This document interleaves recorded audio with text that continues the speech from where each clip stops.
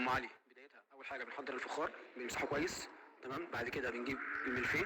تمام. حته صغيره بنكسرها. تمام. بعد كده لو عاوزين نضيف مكسرات بنضيفها، مش عاوزين مكسرات مكونه عن لوز وبندق. تمام. وجوز هند وزبيب. تمام. وبعد كده بنكسر الملفيه ونصب عليه شويه لبن ونسيبه بتاع حوالي 5 دقائق. نسيب الملفيه بعد ما نصب عليه لبن نسيبه 5 دقائق علشان يشرب من اللبن. تمام. بعد كده بيبرد ويهدى نقوم مدينه كيس كريمه. كريمه من فوق، روزيتة كريمه. تمام. بنسيب الكريمه في تبريد بيتعدل درجه حراره ما تكونش عاليه قوي، يعني 12 مثلا 10. بنسيبها تشد شويه حوالي ربع ساعه.